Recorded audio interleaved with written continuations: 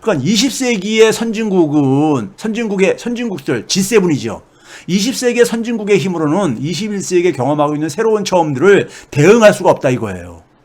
대응할 수가 없다 이거예요. 그러니까 소위 말해서 서방의 그러니까 선진국들은 개인주의 시장 시스템이라면은 여기에 뭐냐면 중국 방식의 경제 질서, 소위 국가주의 시장 시스템이죠. 이게 지금 충돌하는 거예요. 둘 다 팽창을 그러니까 지향하는 건 똑같은 겁니다. 개인주의 팽창 방식과 국가주의 팽창 방식이 충돌하는 게 바로 이게 미중 경제 전쟁인 거예요. 예? 이게 지금 벌어지고 있는 거예요. 벌어지고 있는 상황 속에서 지금 어떤 일이 벌어지고 있는가 봐보세요. 자, 코로나 재난을 맞이하면서 국제관계의 패러다임이 20세기의 패러다임에서 변화가 지금 일어나고 있어요. 왜 그렇습니까요? 아까도 얘기했지만은 금융위기 때보다 더 코로나 재난은요, 미국이 혼자 힘으로 절대 해결할 수가 없어요. 왜? 미국이 갖고 있는 힘이 뭡니까? 소위 전통적인 힘, 경제력, 군사력이잖아요. 이게 코로나 재난을 극복하는데 아무 도움이 안 됐잖아요. 이거를 자기 혼자 해결을 못해. 방역 문제를, 코로나 문제를 전 세계에 그러니까 해법을 제시를 해줘야 되는데, 미국이 그러니까는 전 세계에 그러니까 우리가 전 세계를 주도하려면은 혼자서 해결을 못 하는 거예요. 그리고 자기는 어떻게 됩니까? 파트너들을 찾아야죠. 예? 그래서 다자주의로 간 겁니다. 근데 이 다자주의로 가려니까는 어떻게 됩니까요? 이 다자주의는 과거와는 다른 방식이죠. 왜 그렇습니까요?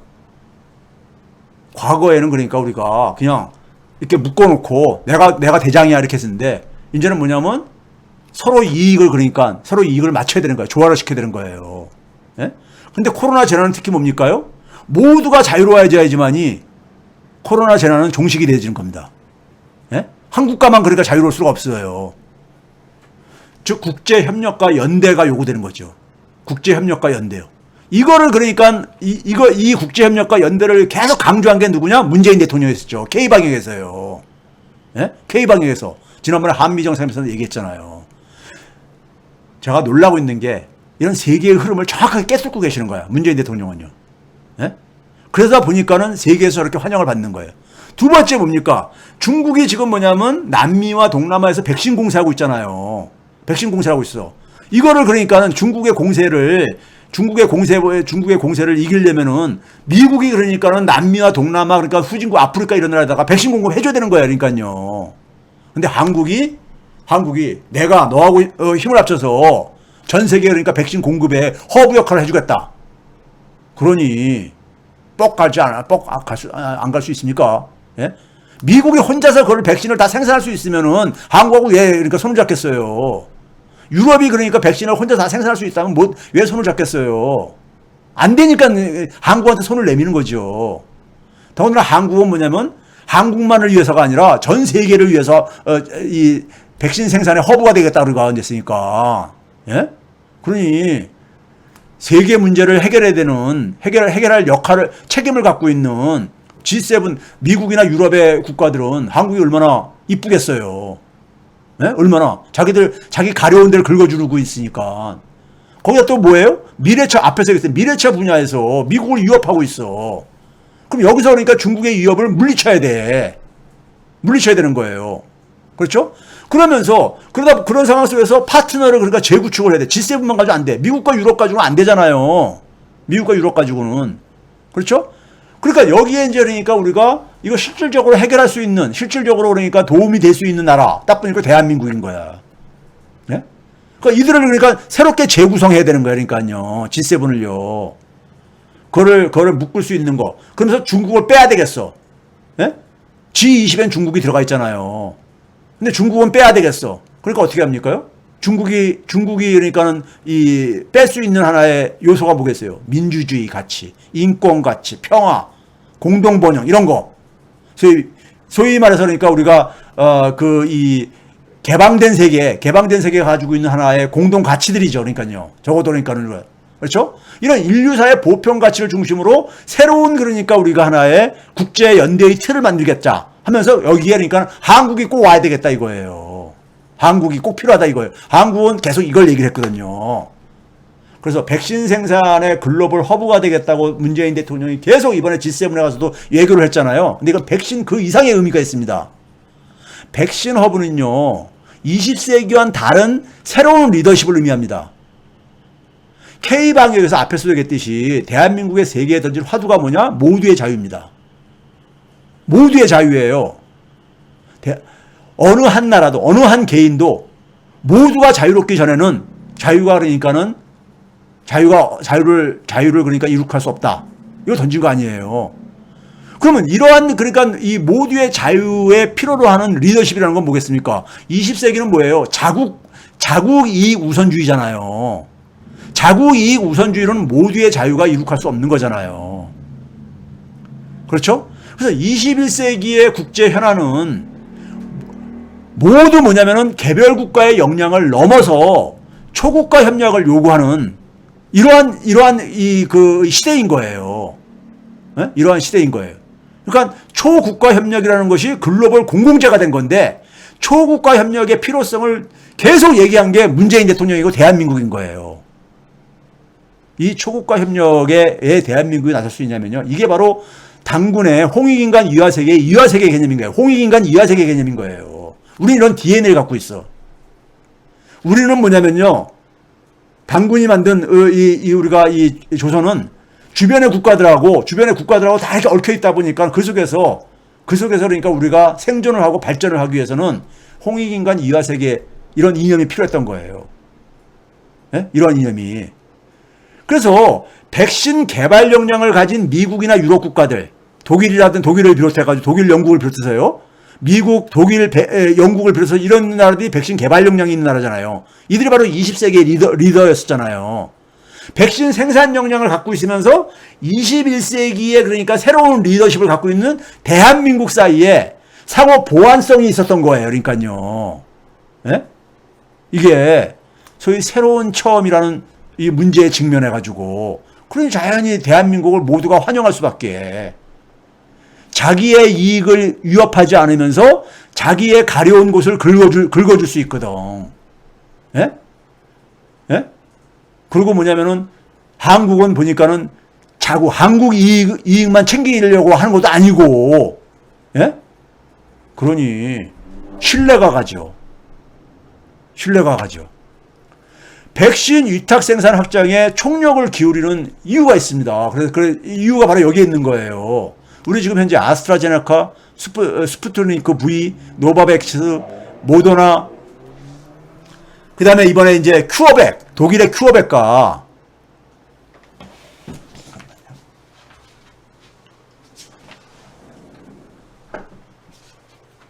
큐어백을 이번에 오스트리아 방문하면서, 런던에서 뭐냐면은 메르켈하고 정상회담하면서 소위 이 백신 그러니까 위탁 생산과 백신 위탁 생산과 협력을 하자고 이제 얘기를 했잖아요. 그러고 나서 바로 누굴 연결시킨 겁니까? 독일의 그러니까 제약사 큐어백이라고 있죠. 큐어백.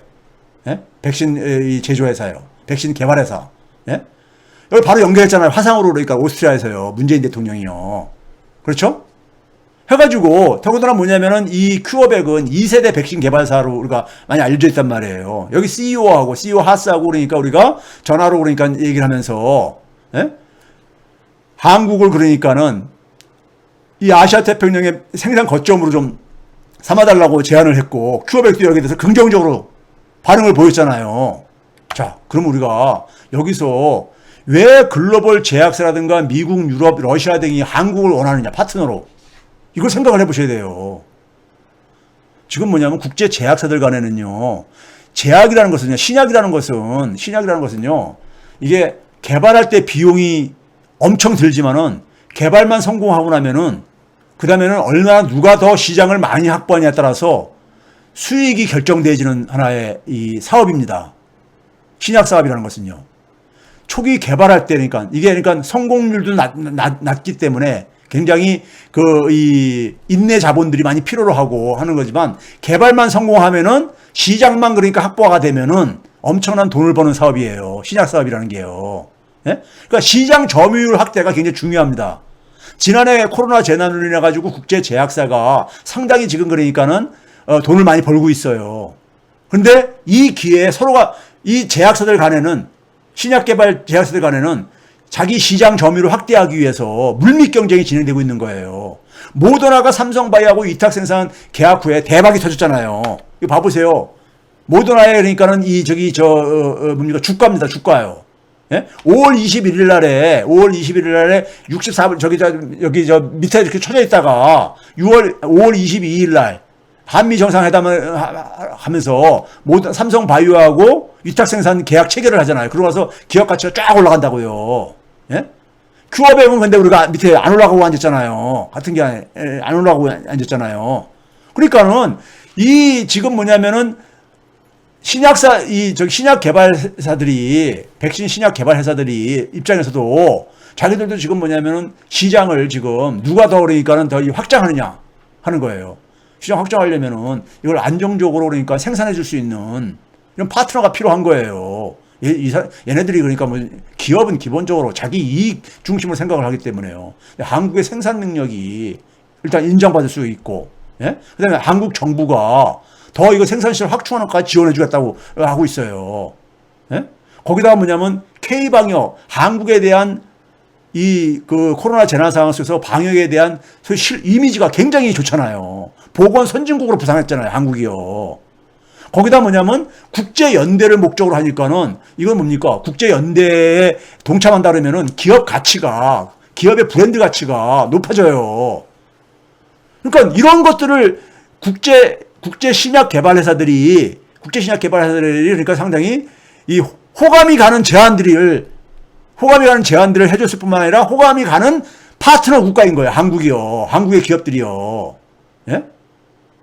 그러다 보니까는 세계 주요 그러니까는 제약회사들이 한국에 위탁 생산을 하겠다고 하는 이유가 바로 거기에 있는 거예요. 한국은 그럼 뭘 얻을 수 있는 거냐?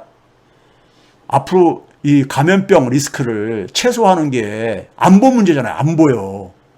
이 보건 안보를 강화하는 것은 국가 과제라고요. 근데 한국이 백신 생산의 허브가 되게 되면은 감염병 리스크를 최소화시킬 수 있잖아요. 앞으로 또 어떤 바이러스가 나올 수도 모르는 상황 속에서. 그 다음에 또 뭡니까요? 바이오 산업은 지금 뭐냐면 미래 산업 중에 하나잖아요. 지금요. 미래 성장 동력 중에 하나잖아요. 바이오가요. 고령화가 진행되고 이러면서요. 바이오 산업이라는 것은 이게 그러니까 발전하려면요. 이게 상당한 그러니까 우리가 경험이 필요하고 노하우 축적도 필요하고 그런데 바이오 산업이 질적으로 발전할 수 있는 기회가 되는 거예요. 예? 지금 일부 회사는 지금 그러니까 우리가 기술 저거까지 그러니까는 지원까지 해주겠다는 거 아닙니까? 거기다 뭡니까요? 우리나라에서 전 세계 백신을 다 생산 공급을 해. 예? 그래서 국제사회다가 다 이걸 제공을 해. 그럼 대한민국의 이미지가 위상이 얼마나 이게 제고되겠어요. 예? 과거에 유엔이 했던 것을 한국이 하는 꼴이잖아요. 하는 저거잖아요. 모양새잖아요. 예? 그러다 보니까 문재인 대통령이 G7 가서 전부 다 여기에 그러니까 초점을 맞춘 이유가 있는 거예요, 이게요. 너 얘기를 너무 잘하셔. 일반 사람들은 그냥 백신하게 되면 백신 생산만 하는 게 왜 저렇게 저기다 이렇게 목을 매시는가 이렇게 하는데 이거는 백신은요. 백신 그 이상의 의미를 갖고 있어요. 백신 그 이상의 의미를 갖고 있다니까요. 우리가 바이오 산업을 그러니까 선진국하고 많이 기술 차이가 있잖아요. 예? 소위 말해서 미래 산업을 육성하는 거. 그다음에 감염병 안보 문제. 예? 그리고 가장 중요한 건 제가 볼 때는 국제사회에 21세기의 리더로 떠오를 수 있는 게 바로 그 바이러스와 관련된 문제잖아요, 지금요. 지금 전 세계가 후진 국가들은, 가난한 국가들은 백신에 있어서 그러니까 제대로 공급이 못 받아가지고 고통들을 당하고 있잖아요. 거기에 대한민국이 해결사 역할을 해주고 있어요. 대한민국이 얼마나 고맙겠습니까? 예? 이거를 지금 하는 겁니다. 21세기의 리더가 되겠다는 거예요. 대한민국이요. 예? 이 주가들 한번 봐보세요. 주가들 봐보시라고. 그러고 모더나가 모더나 혼자 올라가는 이유가요. 자, 그러다 보니까는 이런 상황 속에서 이런 상황이 하나가 있고 또 하나가 뭡니까요? 지금 전기차를 놓고 미래차를 놓고 지금 각축이 벌어지고 있잖아요. 2025년까지 아까 앞에서 얘기했듯이 세계 전기차의 절반 이상이 중국이 생산할 예정으로 돼 있어요. 미국은 지난해 그러니까 전기차를 전 세계가 43%가 성장했는데 평균 미국은 4%만 성장이 안 됐어요. 왜 그렇습니까? 미국의 반도체, 배터리 이게 지원이 안 되는 거예요. 그래서 한미 정상회담에서 반도체와 배터리 협력을 좀 하자. 반도체와 배터리를 좀 우리가 같이 좀 힘을 합하자 한 거예요. 반도체 배터리에 투자를 한다고 해가지고 대한민국 돈을 갖다 퍼주게 한 것처럼 생각하는데 제발 좀 그런 무식한 소리 하지 마세요. 미국의 반도체 시장을 넓어지고 배터리 시장이 넓어지게 되면은 예? 국내 반도체와 국내 배터리도 도움이 되지. 그 기업하는 사람들한테 좀 물어봐 보세요. 참 진짜. 이걸 그렇다고 설사 문재인 대통령이 이것을 강압을 해가지고 여기다 미국에 투자하라고 이렇게 되는 세상입니까? 예? 무슨 최순실 제2의 최순실 사태 터지라고요? 좀 제발 좀 무식한 소리 좀 하지 마세요. 좀 제발 좀 이 문제양 떠들으시는 분들 보게 되면은 진짜 무식해. 예? 좀 팩트를 가지고 좀 얘기를 하시라고 좀 제발 좀 아무리 문정권이 밉다고 하더라도 예? 팩트를 가지고 좀 얘기를 하세요. 자, G7 정상회담 속에서 한국과 EU가 정상회담을 했어요. 예? EU 정상. 여기서 문재인 대통령이 미국과 비슷한 일을 했어요. EU는 뭡니까? 오래전부터 유럽이라는 나라는 기후변화에 굉장히 관심을 많이 갖고 있는 나라잖아요. 예? 저탄소 경제, 재생에너지 이런 데서 우수한 역량을 축적한 나라들이잖아요. 반면에 한국은 수소차, 전기차, 에너지 저장 장치, 배터리, 수소경제 이런 게 강점이잖아요. 이번에 호주 정상이 제일 먼저 그러니까 정상회담 요청한 이유가 뭔지 아세요? 호주가 뭐냐면 호주는 에너지가 풍부한 나라입니다. 수소 에너지하고 한국의 수소차 이 개발 능력하고 같이 서로 보완적인 관계가 있으니까 힘을 합치자는 거예요. 그러니까 한국은 뭐냐면 지금 전통적인 선진 국가들을 볼 때는 굉장히 자기들의 문제를 그러니까 해결해 줄 수 있는 자기들이 그러니까 부족한 부분을 보완해 줄 수 있는 그러한 나라인 거야. 그러니까 전부 다 손을 잡는 거야. 스가만 빼놓고 모든 나라들이 다 문재인 대통령하고 정상회담을 했던 이유가 바로 거기에 있는 거예요. 한국은 이렇게 국제사에서 특히 그것도 뭐냐면 핵심 국가들이 20세기 핵심 국가들이 손을 내미는 국가가 된 겁니다. 예? 손을 내미는 국가가. 전기차 시장에서 한국 기업이 현대기아가 4위입니다. 4위. 예? 자, 배터리 시장에서요. 중국과 한국이 양강 구도인데 최근에 이것도 바뀌고 있습니다. 올해 1분기를 보게 되면은 LG가 제일 앞서 나가고 있습니다. LG가요. 네? 그렇죠?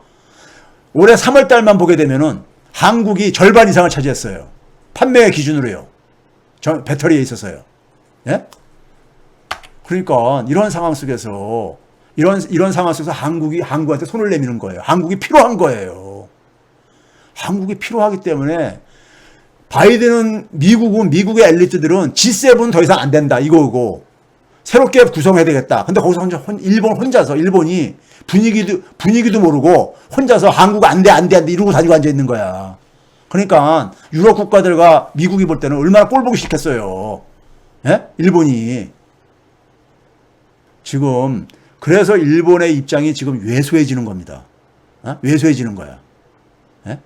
지금 유럽 국가들하고 미국이 지금 그러니까 한국이 지금 너무 필요한데 파트너로 필요한데 일본이 계속해서 엉뚱한 얘기하고 앉아있으니까 여러분들 개인적으로 어떤 인간관계에서 그런 사람 나타나면 얼마나 꼴보기 싫겠어요. 그러니까요. 똑같은 겁니다. 국가 간의 관계도. 그러니까 지금 뭐냐면은 중요한 변화는 21세기는 어떤 한 국가가 혼자서 그러니까 국제 문제를 지금의 오늘날 나타나는 문제들은요. 다 그러니까 모든 국가가 관련되는 이런 문제들이에요. 그래서 제가 새로운 처음이라고 제가 이걸 개념을 규정을 했잖아요. 이런 영역이 증가하는데 이런 영역에서 뭐냐면은 한국의 입지가 그러니까 여기서 증가하고 있다는 얘기입니다. 문제는요. 예? 왜? 혼자서 해결할 수 없는 것을 한국이 그러니까는 일부 역할을 해줄 수가 있는 거야. 그러니까 자연히 한국 예교의 자율적 공간이 확보되는 거죠. 기존에는 이 힘 있는 나라들의 바깥에서 구경꾼이었었는데, 예? 한국의 자율성, 그러니까 이 자율적인 공간이 열리는 겁니다. 예? 열리는 거예요. 그렇죠? 거기다가 아까 그랬죠. 바이든의 지금 목표는 뭐예요? 개도국들, 아프리카라든가, 동남아라든가, 남미라든가, 이런 쪽에 중국이 지금 엄청나게 공세를 퍼붓고 있잖아요. 이 인프라 지원을요. 여기에 지금 뭐냐면은 미국이 민주진영 국가들과 힘을 합쳐가지고 중국보다 더 좋은 지원을 해주겠다고 지금 하겠다고 하고 있잖아요. 그럼 그 속에서 뭐가 있었습니까? 전통적인 철도 항만 이런 인프라도 있었지만 디지털 인프라, 보건 인프라가 있다 그랬잖아요. 디지털 인프라, 보건 인프라 하면 대한민국이 저거거든요. 자, 지금 아프리카 나라들, 이런 나라들한테 지원을 해주는 대신에 화웨이 통신 쓰지 말라고 지금 하고 있는 거잖아요. 화웨이 통신을 쓰지 말라고 하는 거야, 미국이요. 그럼 화웨이 통신을 안 쓰게 되면은 누구 거 써야 돼요? 대한민국 통신이죠, 뭐. 삼성전자가 굉장히 재미를 볼 수 있는 거죠. 예? 자, 문제는 뭐냐면은 이 디지털 그러니까 디지털 인프라를 대한민국이 그러니까는 미국과 파트너가 돼가지고 들어갈 때 이건 뭡니까? 디지털 경제 영토가 확장되는 거예요. 지금 경제는요, 오프라인에서 디지털로 빠르게 이동을 하고 있어요. 지난해 우리나라가 중소기업이 코로나 상황 속에서도 무역 수출이 그러니까 플러스 증가를 달성했습니다. 그 결정적인 이유 중에 하나가 온라인 판매가 증가한 거예요. 예? 디지털 경제 영토 확장. 이 부분에 우리가 주목을 해야 돼요. 이 부분에요. 거기다 마찬가지로 그러니까 보건 인프라는 당연히 한국이 아까 했듯이 백신 허브가 되니까, 예? 한국에 대한 이미지도 개선되면서 한국의 통신에 대해서는 중국처럼 그러니까 중국 통신을 쓰는 거 가지고 아주 미국이 견제하고 하는데 골치 아파 죽겠는데 한국은 아무 그런 게 없잖아요. 누구도 견제 안 하잖아요. 한국이 미국과 중국 간의 경쟁 속에서 한국이 이익을 챙기는 거예요. 예? 한국이. 예? 자, 그러면 이런 상황 속에서 그러니까 우리가 중국이 얘기하는 거하고 우리가 지금 우리의 입장하고 전혀 충돌할 일이 없어요. 중국도 뭐냐면은 해외 진출할 때는 항상 뭐냐면은 공동 이익을 누리겠다. 이런 거를 구하고 앉아 있고요. 예?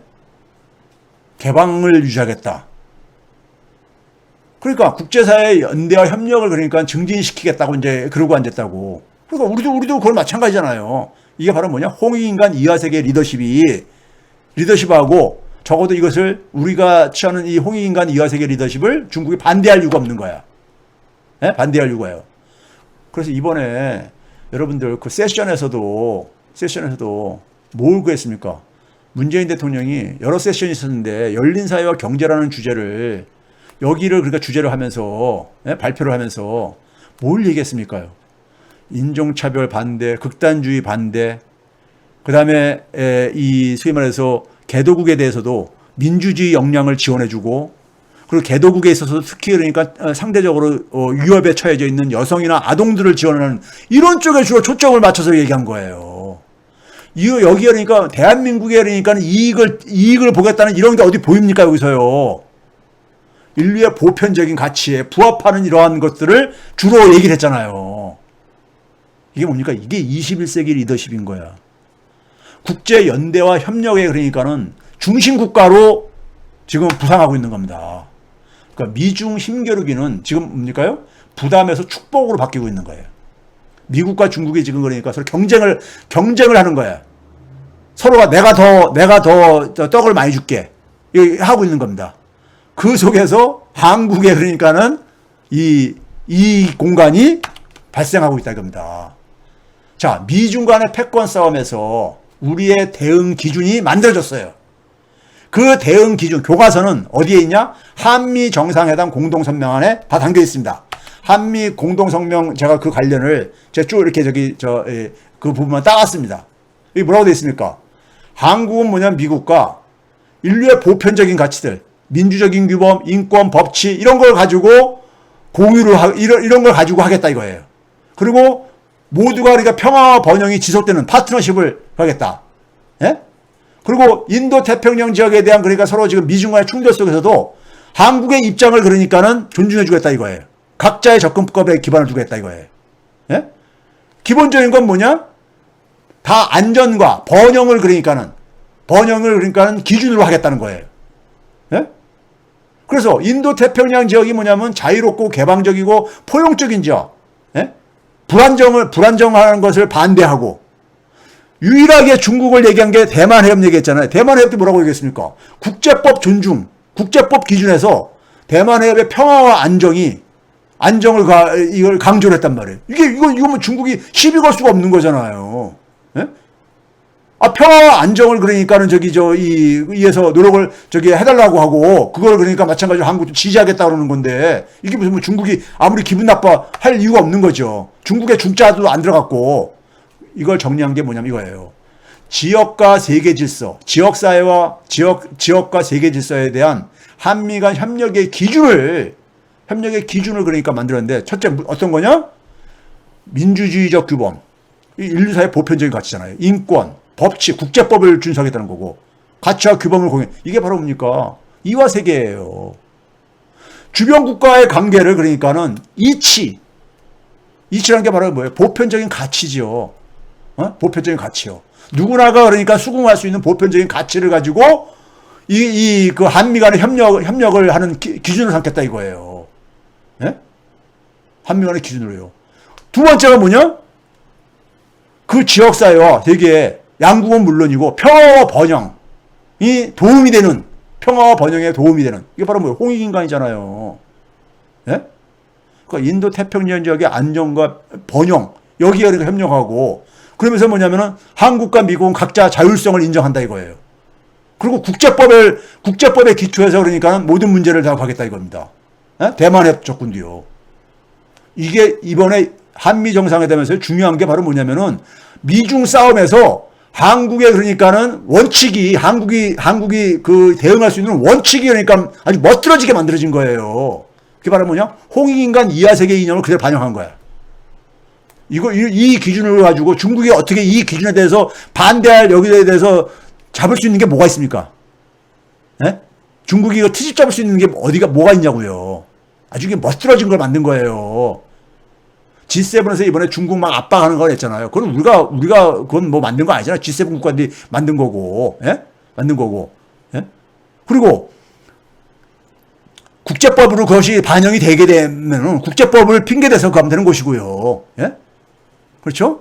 뭐 우리가 그걸 직접 만드는데 적극적으로 개입한 것도 아니잖아요. 우리는 한미 정상회담에 중국에 대한 것은 한미 정상회담을 다 있어요. 그렇죠? 자, 이게 뭘 의미하냐면요. 자, 이제 봐보세요. 제가 이번에 오늘 있잖아요. 아침에 소름 돋는 걸 제가 경험을 했어요. 뒤늦게.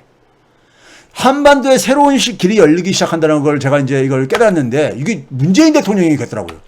문재인 대통령이 누가 이제 어느 언론에 문재인 대통령의 SNS 내용이 기사화된 게 있어가지고, 기사화된 게 있는데, 그래서 제가 문재인 대통령 SNS 안 보거든요. 사실이요. 안 보는데 들어가서 봤어요. 봤더니만은 6월 14일이니까는 월요일이죠. 월요일 날 오전 12시 44분에 올린 포스팅한 글이 있더라고요. 제가 12시 반에 김용민 TV에서 제가 똑같은 얘기를 했었거든요. 월요일 날 제가 하루 종일 했던 얘기가 이 얘기를 했었는데, 문재인 대통령 SNS에 있는 글입니다. 뭐라고 돼 있냐면은, 제가 했던 글과 똑같은 얘기가 있어가지고 제가 그대로 따온 건데, G7 정상회의에 참석하면서 두 가지 역사적 사건이 마음속에 맴돌았습니다. 하나는 1907년 헤이그에서 열렸던 만국평화회의입니다. 두 번째 만국평화회의가 1907년 헤이그에서 열렸었잖아요. 이때 뭐냐면 일본의 외교 침탈을, 우리나라가 이제 을사조약으로 외교권을 뺏겼잖아요, 일본한테요. 예? 뺏기면서 뭐냐면은 이거를 그러니까 이 부당성을 알리기 위해서 우리 이제 뭐 이준 열사가 거기서 이제 그러니까 순국도 하고 그랬지만은 세 명이 이제 그러니까 갔는데 문전박대 당했잖아요. 회의장에도 못 들어가고요. 또 다른 하나는 한반도 분단이 결정된 포츠담 회의. 즉 대한민국의 운명을 결정하는 두 가지 사건이, 20세기에 대한민국의 운명을 결정하는 두 가지 사건이, 한국은 그러니까 완전 배제가 됐던 거 아닙니까? 배제가.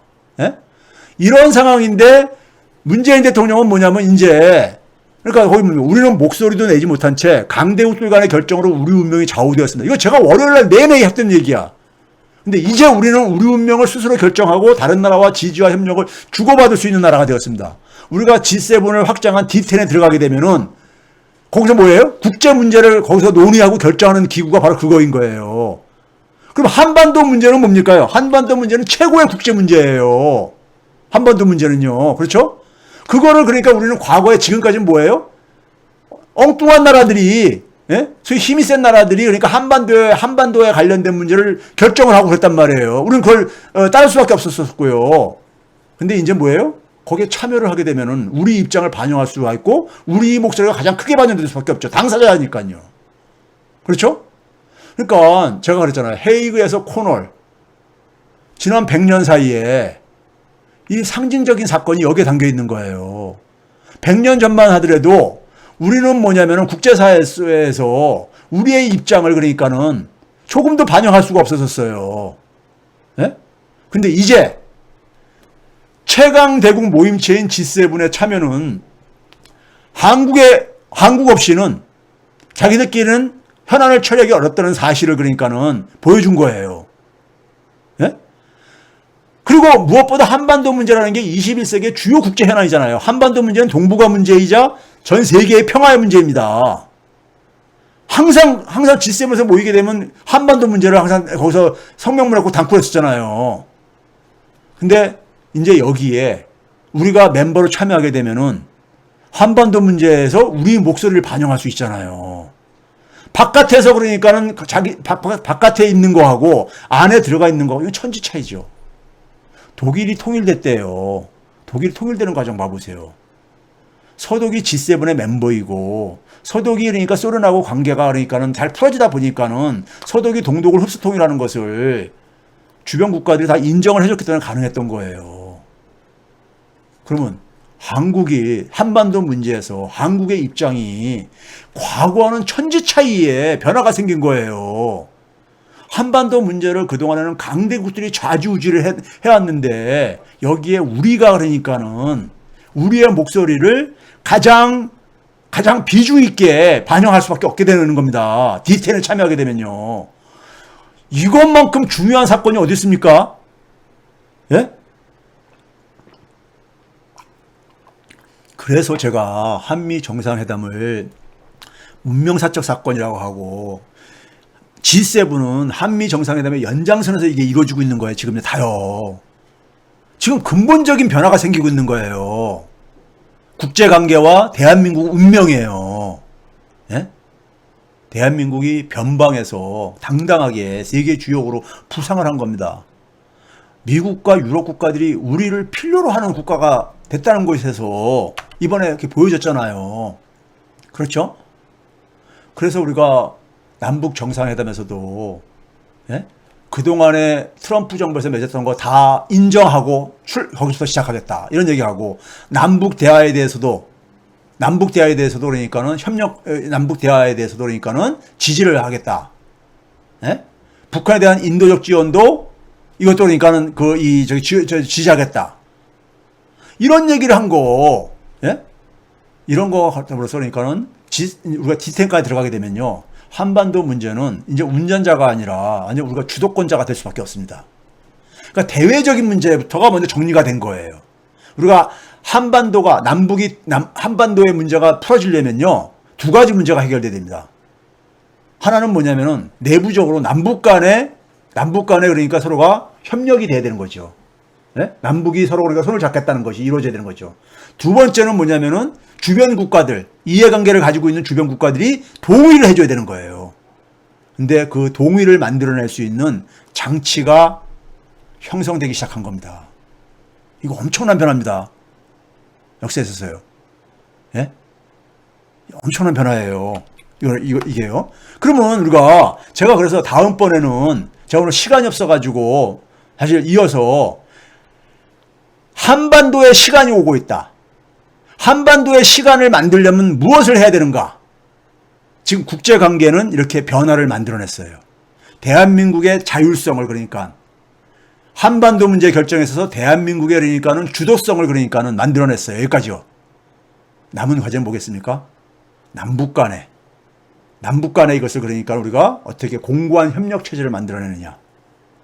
그것까지 완성하게 되면요. 소위 말해서 제가 지난번에 문재인 대통령의 시간이라 했잖아요. 대한민국의 시간이 옵니다. 대한민국의 시간이 와요. 대한민국의 시간이 옵니다.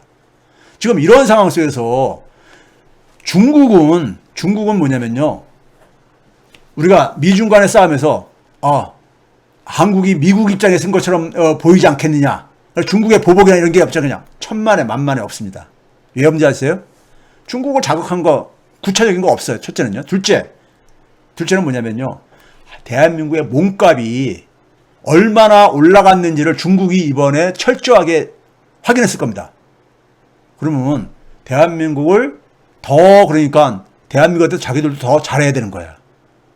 지금 그러잖아요. 개도국을 놓고 지금 미국과 중국이 서로가 그러니까는 경쟁을 하면서 내가 더 잘해줄게 이러고 앉았잖아요. 마찬가지입니다. 한국을 뭐냐면 미국과 유럽 국가들이 서로 손 내밀고 앉아있어. 그런데 한국에 대해서 중국이 핍박을 한다거나 한국과의 관계가 뒤틀어져 버렸자 중국만 손해죠. 중국만 손해지. 중국도 한국한테 과거보다는 더 그러니까 이제 예의를 갖춰야 되는 거예요. 예의를 갖춰야 되는 겁니다. 그래서 오히려 저도 미중 갈등이 향후 그러니까 바이든 정부에서 최고조에 달할 거라고 그랬잖아요. 그래서 이게 그러니까는 대한민국에 그러니까 우리가 한반도에 그러니까 이 운명이라든가 한반도에 그러니까 우리가 안보에 굉장히 저기 될 수 있다 그랬잖아요. 근데 그 문제가 눈 녹듯이 그러니까 지금 이렇게 풀어지고 있는 거예요. 눈 녹듯이요. 제가 그래서 문재인 대통령의 이 SNS를 보고요. 저는 12시 반부터 방송을 이 얘기를 했는데, 오늘 제가 이걸 확인한 거예요. 이거 보자. 소름이 돋았어요. 소름이요. 어떻게 내가 얘기하는 거 똑같은 얘기를 하실 수가 있는가? 이게 뭐냐면은, 꼭 제 자랑하는 것 같은데, 이 역사 변화에 대해서 인식이 같은 거죠. 지금 시대 변화를 그러니까는 서로가 인식이 공유하고 있는 거죠. 인식을 공유하고 있는 거예요. 제가 여러분들 월요일날 방송에서 이런 얘기 했었잖아요. 문재인 대통령이 한 얘기. 제가 이걸 오늘 아침에 확인했어요. 그래서 제가 소름이 돋았어요. 소름이요. 예? 그래서 제가 그래서 이 헤이그에서 코널의 이 의미를 제가 계속 얘기를 했던 것이고, G7 이것의 의미를 제가 얘기를 했던 게 바로 그겁니다. 이거 엄청난 지금 대한민국의 역사가 그러니까는 새로운 변화가 지금 그러니까 우리가 전개되고 있는 겁니다. 그런데 국내 부패 세력들은 여전히 뭐냐면 20세기에 남아있으려고 하는 거예요. 미중 갈등 속에서 그러니까 자꾸만 미국의 일방적인 그러니까 그렇게 할 필요도 없는데 할 필요 없이 좀 잘 해결하고 있잖아요. 그런데 굳이 그러니까는 일본처럼 우리가 그 미국 입장을 들어야 됩니까? 그렇게 되게 되면 중국하고 그러니까 엄청난 그러니까 중국은 용납할 수가 없는 거잖아요. 우리는 그렇게 안 하면서도 얼마든지 미국과 같이 파트너를 구축했잖아요. 예? 일본처럼 안 하면서도요. 예? 그런데 미중 경제 전쟁에서 예? 미국을 선택하기를 하기를 이 강요하는 사람들은 기본적으로 그게 뭡니까요? 저는 기본적으로 이 사람들은 사대주의자들 그리고 분단주의자들 예? 분단주의자들인 거예요. 예? 그러니까 외세의 지배가 계속해서 외세의 지배 속에서 자신들의 기득권을 재생산하고 싶은 사람들인 거예요. 분단체제 속에서. 예? 그런데 그거는 기본적으로 자기 개인의 이익을 위해서 국가의 이익을 포기한 사람들인 거죠. 그렇죠? 국가의 이익이 포기되게 되면요. 보통 사람들은 지옥이 열립니다. 지옥이 열려요. 보통 사람들한테는요. 자기 개인의 이익을 위해서 역사 속에서 그랬잖아요. 소위 말해서 역사 속의 소위 토착애고들은 어떻게 했습니까? 예? 자기 개인의 이익만 관심이 있고 일반 백성들이 죽어나든 어떻게든 간에 관심이 없잖아요. 그들은요. 그렇죠? 지금도 그러니까 20세기 시대가 지금 이렇게 변하는데 저는 시대 부적응자들 같아요. 20세기의 그 분단주의의 그 망상 속에서 지금도 못 빠져나오고 있고 흑백론에서 못 빠져나오고 앉아있고 이분법에서 못 빠져나오고 있고 문제는 제가 볼 때 그들의 자녀입니다. 그런 부모 밑에서 자란 자녀들은 뭐가 되느냐? 일배가 됩니다. 일배가 돼요. 예? 그 어느 무슨 판사처럼 이렇게 돼버립니다. 예? 시대 변화를 이해를 못하면요. 시대 부적응자가 될 수밖에 없고요. 그건 고스란히 뭐냐면은 자기 자녀들한테 피해로 돌아옵니다. 그건 제가 교육자로서 30년 이상 하면서 제가 그건 내린 결론입니다. 자, 사실 한반도의 시간을 만들어야 된다. 이 부분을 이제 이거는 다음 주에 좀 오늘 사실 여기까지 하고 싶었는데 시간이 너무 오래 갈 것 같아서요. 여기까지 해가지고 미중 간의 우리가 경제 전쟁에서 미중 간의 경제 전쟁은 우리한테 오히려 지금 적이 되고 있다는 거. 예? 이 부담이 아니라 이제 우리한테 축복이 되고 있다는 거. 아, 이 부담을 축복으로 전환시킨 게 문재인 대통령의 리더십인 거예요. 예? 이게 이번에 그러니까는 문재인 대통령이 계속 얼굴 표정이 밝잖아요. 밝잖아요. 예? 런던에서 오스트리아로 가고 스페인으로 가면서도 계속 밝잖아요. 밝은 게 본인도 그래서 그런 얘기를 하셨잖아요. 당신도 뭐라고 했냐면은 자기도 그러니까는 새삼스럽게 대한민국의 위상 변화를 이번에 느꼈다고 그런 얘기를 하고 그랬잖아요. 제발 인정할 건 인정합시다. 예? 우리 이 문재인 정권 싫어가지고 문장 하시는 분들 제발 팩트는 인정하자고요.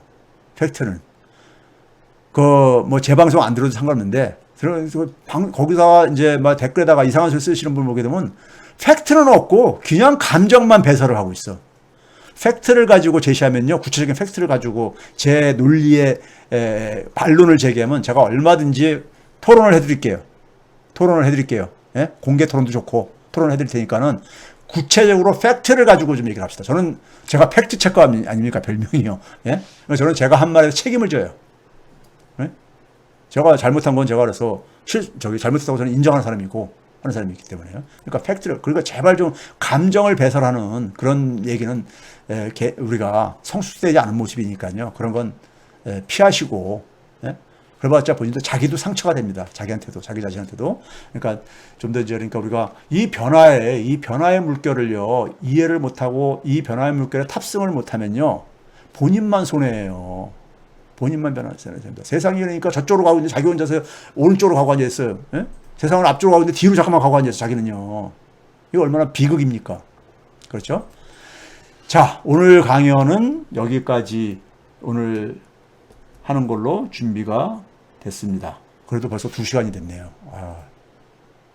참. 시간이 많이 흘렀습니다. 그래서 지금 세상은 지금 제가 그래서 개벽이라는 표현까지 썼는데 어떤 분이 개벽 굉장히 개벽 굉장히 그건 엄청난 용어입니다. 맞습니다. 개벽 엄청난 용어예요. 예? 저는 사실 대한민국의 개벽은요, 개벽을 얘기하신 수훈 최재우, 해월 최시영, 이때부터 이미 그러니까 저는 시작됐다고 보는 사람입니다.